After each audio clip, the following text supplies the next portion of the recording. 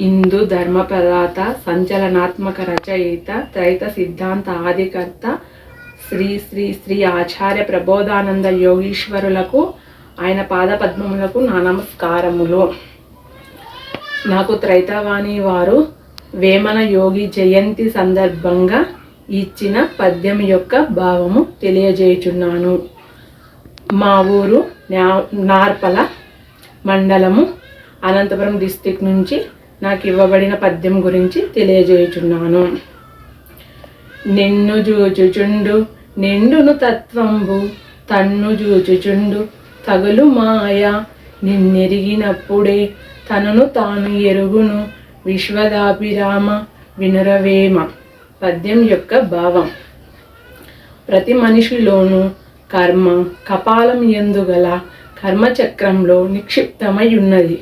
అది ఆడించినట్లు మనిషి ఆడవలసి ఉన్నది. దాని ప్రక్రియలే మనిషి ఎడల బయట క్రియలై జరిగి తీరును. ప్రతి పనికి కర్మ కారణమై ఉన్నదని తెలిసి జరిగేడి ప్రతి పనిలోనూ తాను కర్తను కాదని తెలిసి పనులను చేయువానికి యోగమై వాని యందు జ్ఞానాగ్ని నిండుకొని కర్మను కాల్చను మొదలుపెట్టును. భగవద్గీతలో శ్రీకృష్ణుడు చెప్పిన యోగములలో ఒకటైన కర్మయోగమగును. కర్మ యొక్క అవగాహన లేకపోయిన వాడు తన శరీరము ద్వారా జరిగే ప్రతి పనులన్నిటినీ తానే చేయుచున్నానని కారణమనుకొనుచుండును. అటువంటి వానికి జ్ఞానాగ్ని ఏమాత్రం లభించదు. అంతేకాక వాడు తన విధానం తెలియక మాయలో మునిగి ఉండును.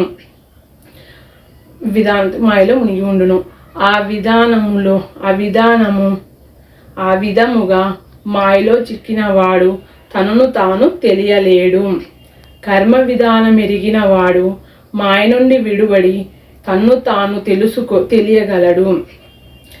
ఈ సారాంశమునే వేమన యోగి గారు పద్యం నందు ఇమిడ్చి, తన్ను అంటే కర్మను సంబోధిస్తూ ఆత్మను సమీపించు జ్ఞానాగ్నిని తత్వంబు అని, ఆత్మను జీవాత్మ తెలియడమును తాను తానెరగడమని తెలియజేయడం జరిగినది.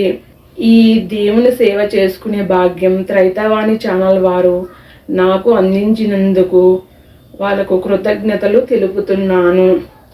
అందరికీ నమస్కారములు.